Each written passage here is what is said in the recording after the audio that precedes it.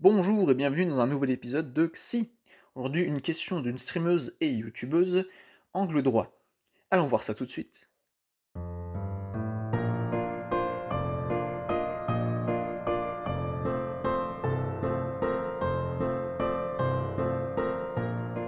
C'est quoi les lapins comme espèce? Enfin, comme Des groupe? animaux. Troupeau. Un canidé. Vivant. Effectivement, elle est en droit de se demander à quel groupe appartiennent les lapins. Elle finira elle-même par le découvrir. Ce sont Passer des le reste lagomorphes de la pour votre soirée à te focus. culture. Les lapins appartiennent donc au groupe des lagomorphes, et pas aux rongeurs. Et oui, le lapin n'est pas un rongeur. Et nous allons voir pourquoi. Tout d'abord, les lapins possèdent 4 incisives sur leur mâchoire supérieure. Ce qui n'est pas du tout le cas du coup chez les rongeurs, comme on le voit sur ce crâne de souris. Elle n'a que 2 incisives en haut. On peut également voir du coup le maxillaire, donc qui forme la face de l'animal, qui est lisse chez la souris, mais qui est fenestré chez le lapin.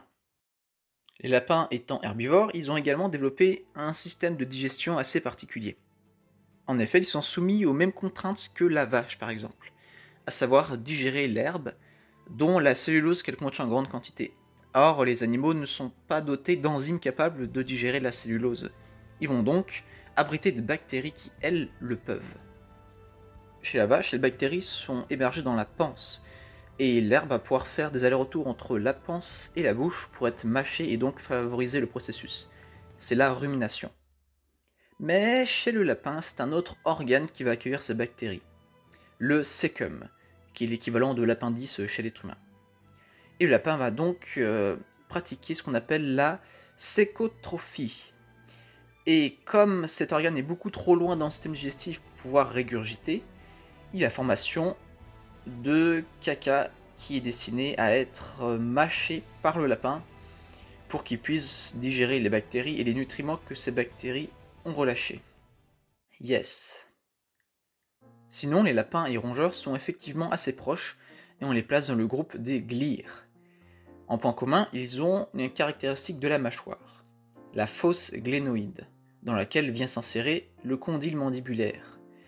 Ah oui, plein de mots complexes, mais en fait c'est très simple. Simplement, la mâchoire inférieure vient s'insérer dans un trou, et il se trouve que ce trou est très haut chez des glires. On peut par exemple ici voir la comparaison avec un crâne humain. En termes de biologie, les lagomorphes vivent en toute latitude et même en climat extrême, comme les déserts, les montagnes ou l'Arctique. Ils sont petits, rapides, agiles et vivent dans des terriers.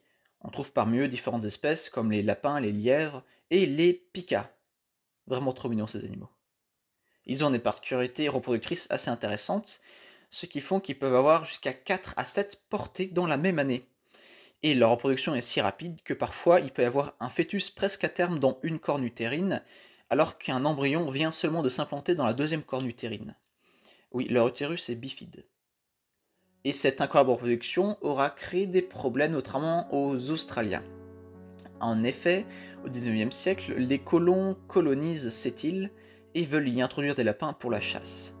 Ceux-ci s'adaptent très bien, se multiplient et deviennent une espèce invasive qui détruit toute la flore locale. Et qui va bien sûr s'attaquer aux cultures humaines. C'est alors qu'on cherche un moyen de repousser cette invasion de lapins. Et on la trouvera avec un virus qui cause la myxomatose. Il s'agit d'une maladie qui tue presque tous les lapins, et les populations vont s'effondrer. Mais quelques résistants survivent, et ils vont transmettre aux générations futures leur gène de résistance. Quant à la maladie, elle va évoluer de manière à être moins mortelle, tout simplement parce que si elle tue son lapin hôte, elle ne pourra pas se répandre. Alors que si son lapin survit, elle pourra se répandre à un autre lapin. Et ainsi de suite, on arrive à une coévolution entre les deux organismes. C'est d'ailleurs quelque chose d'assez étudié, cet exemple des lapins d'Australie. Donc au final, les lapins sont toujours aussi nombreux, résistent à la maladie, et la maladie elle-même est devenue moins intense. Génial. Dernier fun fact. Saviez-vous qu'il a existé il n'y a pas si longtemps des lapins-garous? Enfin non, pas aussi gros que ça. Ils se sont développés sur une île au large de l'Espagne en Méditerranée, et leur histoire est assez singulière. En effet, il y a environ 5 millions d'années, la mer Méditerranée s'est asséchée à cause de la fermeture du détroit de Gibraltar. C'est l'épisode messinien.